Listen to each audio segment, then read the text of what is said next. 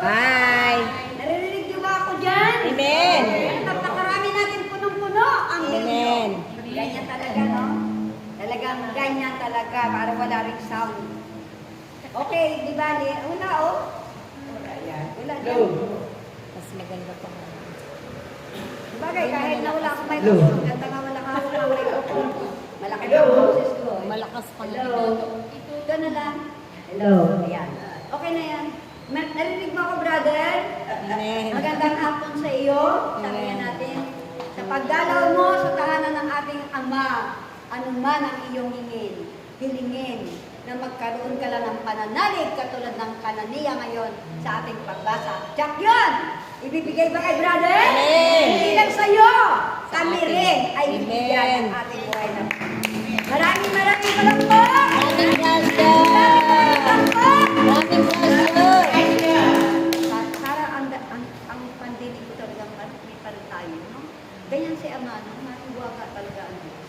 Kaya nga, sabihin natin, dahil nakatuon na tayo minsan sa mga problema, nakatuon tayo sa mga sakit, karamdaman, sa mga kawalan, ngunit kung tumuon lamang tayo sa ating Panginoon, tiyak yun, makikita ba natin ang himala? Amen. Nakita na ba natin? Amen. Amen! Talakpakan po natin ang ating buhay na Panginoon. Yan, pasimula pa lang yan. Hindi pa nag-i-evangelyo si Sister Mel. Ako'y magdadasal muna. Kaisa ko kayo. Amen. Sabi natin, ang hihingin ko para sa ating pamilya ngayon. Dahil parang naramdaman natin failure na naman. Kapag medyo na kulang na. Tandaan natin kapag nagkulang tayo, mga binhi na tayo pala yung binhi ngayon sa panahon natin na inihasay sa matabang lupa. Dahil sa matabang lupa na tayo inihasin, tayo yung magpalaganap ulit para rin sa ating angkan. Kaya nga kung may krus ka sa tanganan mo, pasanin mo lang na may pag-ibig. Amen. Diyan ka may balik. Talaga. Amen? Amen. Totoo yun. Alam mo ngayon, damang-dama ko pa rin. Parang naramdaman ko pa rin talaga yung pagmamahal na ibinalik sa akin ng ating Panginoon. Ginagamit ko ng kasama. Ano ang gusto ko doon sa ano? Ano ba yung nag-order tayo? Diba? Gusto ko na ganyan. Sige, Mi. Sige, ako na ang ang ibig sabihin ka na magbabalo daw. Talagang, yun ang mga belta sa iyo na dahil mabuti ang iyong ginawa sa kanila, ibinibalik talaga ng Ama. Nagagamitin din ang mga tao pinasan natin ng mabigatan. Amen. Naramdaman natin yung kabigatan. Na parang, pwede mo na talaga sila takwil sa mga panahon natin po.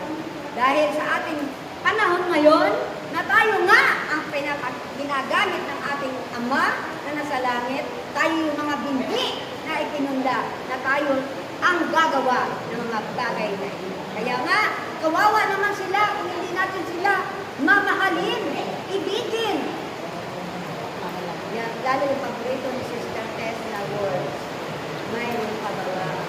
Amen. Mayroong kababaan mo. Ngunit ikaw rin ang gagamitin ng masamang espiritu. Sa problema kasi yun, sa problema sa trials, yung mga hinihingi mo, kapag nalagpasan mo, yun na yun. Amen. Biyaya. Matatanggap mo na ang bagay na yun. Amen? Amen. Palapakan po natin ang ating buhay. Natin. Natakay lang ako, akala ko nag-ibang yun na. Sa ngalan ng Ama at ng Anak ng Diyos Cristo.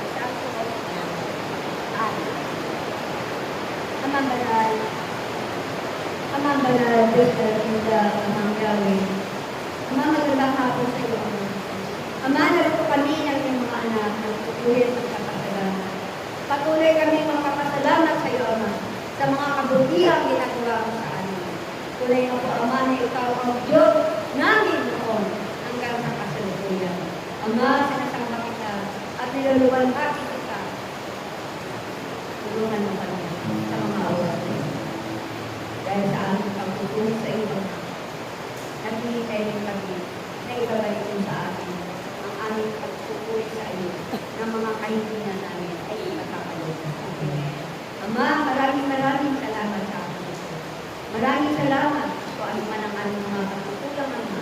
Ano man ang aming mga pagkakasala, ano man ang aming mga pagkakamali. Pwede ba, Ama, patawarin mo na lang kami. Bilang anak mo, Ama, bilang nagkakakabata sa harapan, Minsan, hindi ko yun makikita sa sarili ko. Ngunit sa mga oras na ito, Ama, ako yung humingi sa iyo ng pagkakataon. Natulungan mo kami, Ama, na magkaroon kami ng kababaan loob sa aming kapwa. Kung ano man ang mga pagkukulang ko, Ama, huwag mo na isakinan. Bago sa Ama, ang aking pagsunod sa iyong katulungan. Gagawin ko ito, Ama, dahil ito yung mga utos mo sa akin. Tunay nga po, Ama, sa mga oras na ito pinakasin sa iyo, ang aming community, Ama, na tunay na po, Ama, na kung saan ang mga kahinaan ng bawat isa ay dito mo kami palalakasin. Tunay na po, Ama, na ikaw lamang ang Diyos na aming pinaglulusuran. Kaya, Ama, tulungan mo kami sa mga oras na ito. Naway ang balik loob lahat ang aking mga kapatiran na ibalik mo ang init ng kanilang pagmamahal sa mga gawain. Katulad sa mga oras na ito, Ama, ang nakikita ko ay kawalan. Ngunit hindi yan kawalan para sa iyo. Dahil ikaw naman talaga, Ama, ang humihito sa bawat kasama. At ganoon din, Ama, ang mga nakasinado, Lord. Ipinakaas ko sila, Ama, na kung wala silang pag-ibig, Ama, na sinasabi mo nga, kung ang mga alagad na ito, nasa sinado, Lord, na punuin mo ng pag-ibig at pagmamahal, magagawa nila ito, Ama. Ganyan din kami noon. Mga pasaway rin kami.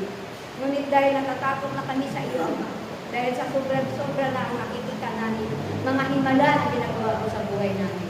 Ganun din sa kanila. Pwede ba, Ama, iyan mo sa kanila ang pag-ibig na ito, punuin mo sila, Ama, at magtiwala sa iyo na ang lahat ng mga bagay na kanilang hinahangad ay ipagkakalaw mo sa kanila. Dahil dito lamang, Ama, ang mga kayamanan ito ay dito lamang sa mundo. Hindi na namin madadala sa langit. Kaya, Ama, itinataas ko rin sa iyo, Ama, ang gera na kung patuloy pa rin ang mayayari sa lugar na ito. Pwede ba, Ama, mga presidente doon po mo, Ama, natulungan mo sila na magkasundo-sundo na sila. Ang lahat ng ito, Ama, sa dalangin ko at inaangkin ko na sa pangalan ni Jesus. Amen. Amen. Amen. Amen.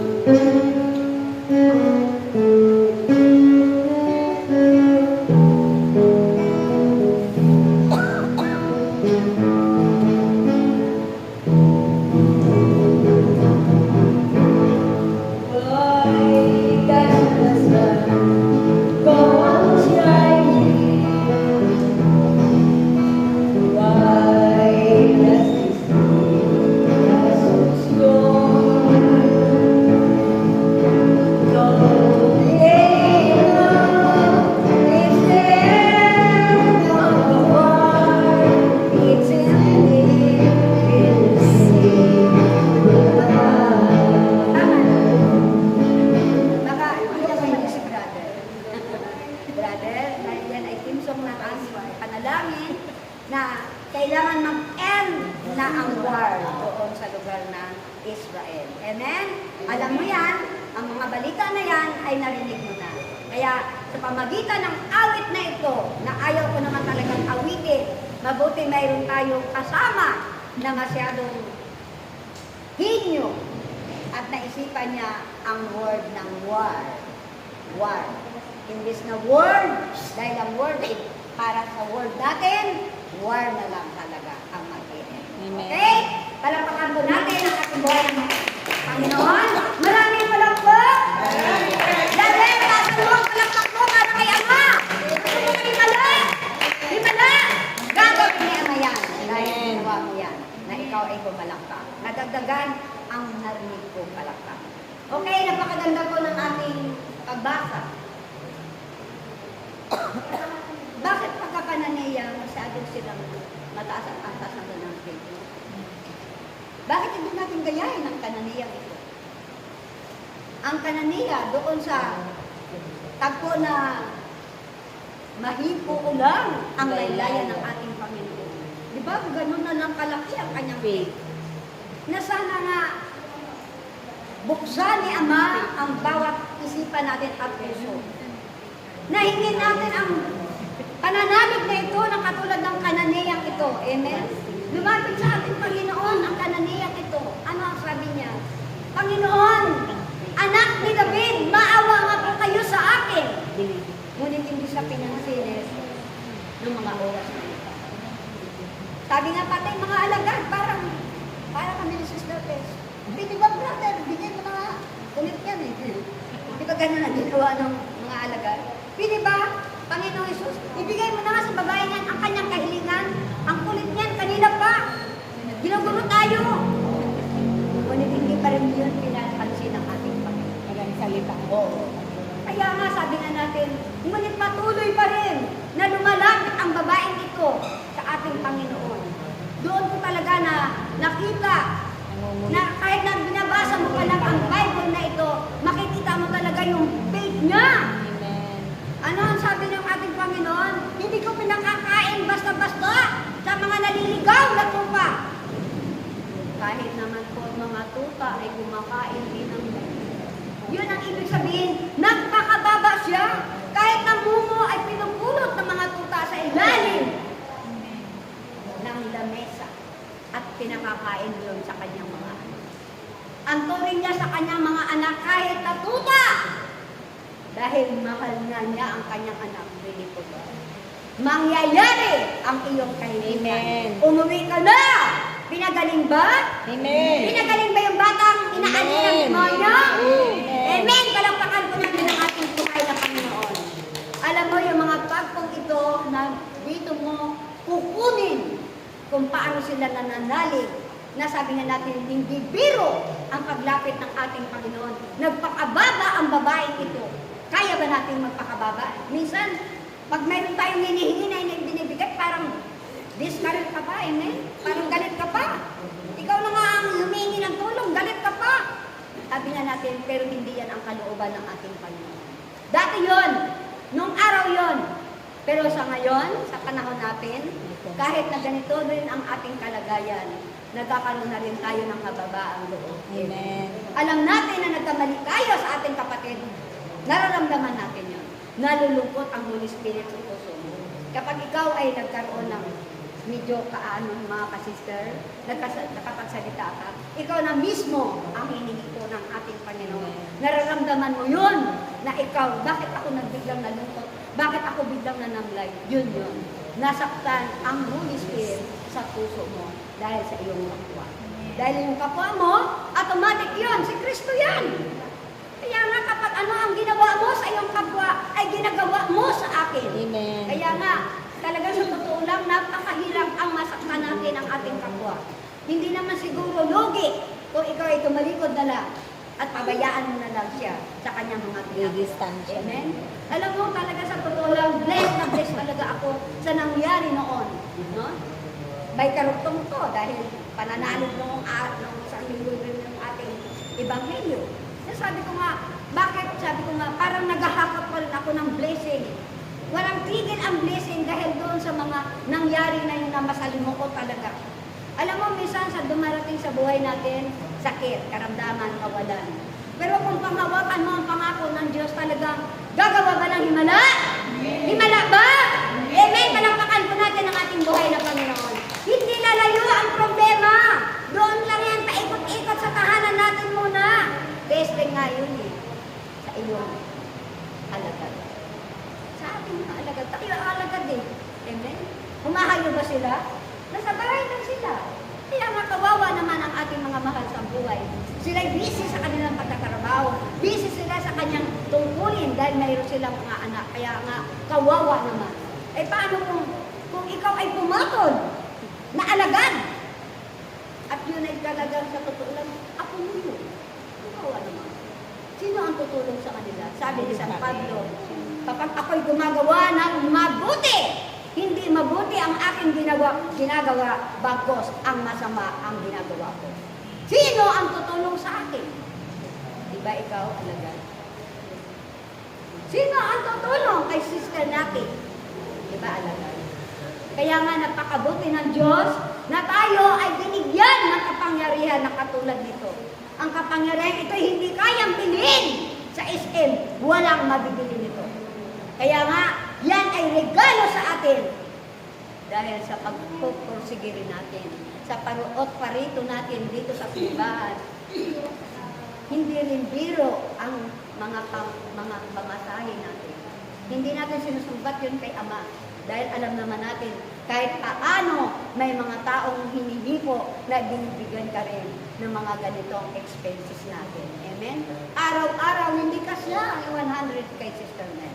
Natunay nga po na para mayaman na rin ako. Alam mo, sa totoo lang, sabi nga natin, kapag medyo ang laman ng bitara ko, alam mo, may kusang umaabot talaga. Miraglo ba yun? Milagro ba yun? Mga tao rin sa bahay ko ang ginagamit. Pamangkin ko, apo ko, talagang sa totoo lang. Kaya nga, yung mga hinihingi natin, mga bagay na ito, yun nga sinasabi kay Sister Tess. Alam mo, Sister Tess, huwag kang magano. Alam mo, yung hinihingi mo palagi, talagang, sa totoo lang kapag nasa iyo na yan, kailangan malagpasan mo lang sa araw na ito, ikaw ay humingi ng ganong kababaang loob. Kaya lang pagdating mo naman dito, minsan mainit ang ulo natin, napagsabihan natin ng ating mga kapatid, para matulungan mo rin ang iyong sarili. Hindi lamang sa iyo yan pinahintulutan, sa akin. Na minsan may dating tayo na iba, pero sabi natin, malagpasan mo lang yon dahil humingi ka ng kababaang loob. Pagdating mo rito, kahit hindi ama ang mga ginagawa ng iyong mga kapatid, kailangan malagpasan ko ito noon sa hapang ito. Dahil yung humingi ka kanina, ibibigay ba?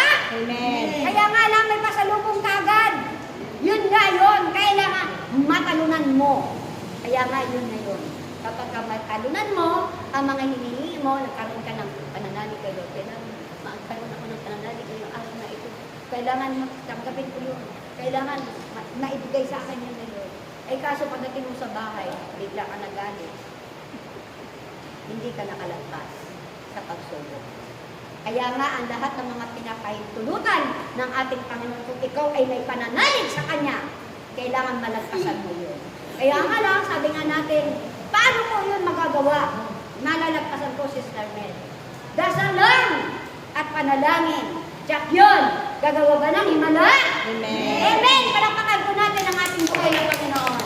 Gayahin natin ang mga taong ito sa Bible na yung mga babaeng Kananiya at yung babaeng mahipo ko lang ang laylayan ng ating Panginoon. Tsak na ako'y gagaling. Alam naman natin, 12 taon na siya dinudugo. Pero nung oras na yon, nung nahipo niya ang laylayan ng ating Panginoon, siya ay gumaling. Pinagaling ba siya? Amen. Amen. Palakpakan po natin ang ating buhay. Siguro, sabi nga natin, bakit po isinishare talaga ito sa ating mga kapatiran? Dahil nangyayari ito sa buhay ko. Na sabi ko nga, yung mga pagsubok na dumating sa buhay ko napakarami, pero marami namang mga pagpapala. Kaya nga, ang mga pagsubok na nabibigat, pagka ginamit lalo yung ating mga asawa, brother, excuse me, kaganda na putulang ang kahinaan natin, asawa. Hindi anak, hindi pamangkin, hindi apo. Sa kanila talaga. Bakit kaya? Siguro, dahil iisa nga lang tayo, sabi nga ng ating Panginoon, tayo ay pinagsama. Kaya nga, dalawa na kayo, di ba? Ngunit, nung kayo'y nag-asawa, nagiging isa na lang.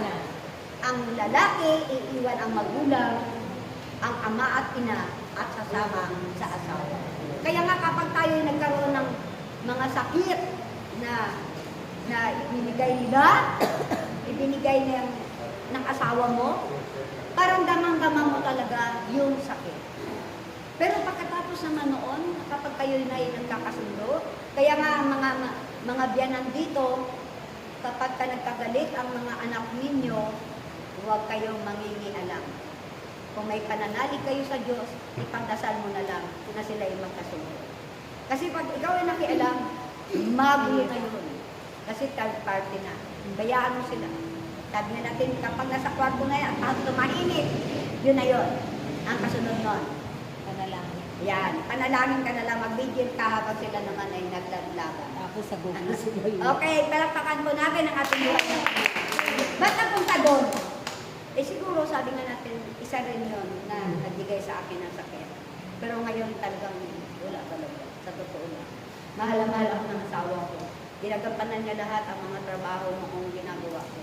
Dahil ako nga, dahil alam mo na, mahina na, siya na mamalengke, pagising sa umaga, lino na yung ulam. Na sabi na natin, kay sarap mamuhay, yung pala yun. Masarap pala pagka kayo nagkakasundo. Kaya nga, yung mga asawa natin, pagtiisan natin talaga kapag minsan may sumpong din sila, may sumpong din tayo, kailangan magbigayan tayo. Tayo may pananalig eh. Kaya nga, wala namang demonyong tatagal sa kanila kung ikaw ay talagang very effective ang iyong prayer. Huwag lang yung mag-casting ka na may sama ka rin ng loob, katalunan ka niyan. Kilala ko si Pablo, kilala ko si Cristo, sino ka? Yun ang ibig sabihin. Tatalon sa iyo yung masamang espiritu. Kaya nga, kailangan malinis na puso ang kailangan ng ating Panginoon. Kaya napakahalaga ang panalangin. Prayer lang. Amen? Kaya nga, yung mga pinhi na katulad natin, kahapon na inihasik dito sa lugar na ito, nawa ay tumuto tayo. Patuloy tayong magkaroon ng buhay na taglilimang po, tag-130. Matutuwa pa si Amang Yahweh. Amen. Amen. Palakpakan po natin ang ating Panginoon. Hallelujah, hallelujah, hallelujah. Hallelujah, hallelujah, hallelujah. Kaya hangarin ninyo Hallelujah, na magkamit kayo ng hallelujah, matibay hallelujah. na pananampalataya Hallelujah, hallelujah. at pananalig Hallelujah. tulad ng inyong mga inaasahan. Hallelujah. Kahit hindi man ninyo Hallelujah. nakikita pa ang Diyos. Hallelujah. Subalit sa kabila ng lahat ng iyon, Hallelujah. kayo'y Hallelujah. tumitibay Hallelujah. sa inyong pananalig Hallelujah. na darating din ang araw Hallelujah. na ito'y Hallelujah. kanyang ibibigay Hallelujah. at darating din ang araw Hallelujah. na kayo man ay magiging Hallelujah. Hallelujah. malago sa Hallelujah. inyong mga buhay. Hallelujah. Dahil ito ang kanyang kinalulugdan Hallelujah. at ang dagting pagpapala ng Diyos Hallelujah. ay isa sa inyo. Hallelujah. Ganting pagpala. Yan ang paborito ni Sister Tess. May ganti talaga. Na puro pagpapala. Kaya nga, gusto natin yon, manalig na tayo ating Panginoon. Kaya nga, hindi ganayo ang mga problema, ang mga trials sa atin lang din. Kaya nga lang, sabi natin, kailangan maging matalino ka, katulad ng isang ahas. Ang ahas ay matalino. At maging mabait ka, katulad ng kalataran. Ano ba yun? Kaya nga, kailangan combine ang dalawa na yan. Maging matalino ka at maging mabait ka. Mabait ka ba? Mabait ba ako? Wala na sumasagot. Dahil minsan dumarating pa rin kay Sister na ganun Tao ka pa eh. Kaya nga, hingin pa rin natin. Kulang pa. Sabi nga ni brother, bakit? Ang ibig sabihin ng ating mga ano rito, mga tulad niyang bagong Jerusalem. Sabi ni brother, puno na tayo. Bakit kulang sa labas? Hingin nila para maging puno. Hihingi rin sila, hindi lang tayo. Oo. Kaya nga, kumbaga sa ano, magtitiis pa rin talaga tayo. Puro pag-aaral pa rin. Kaya hindi pwede tayo huminto sa ating pag-aaral. Siguro ito rin na lang ito ng kasunod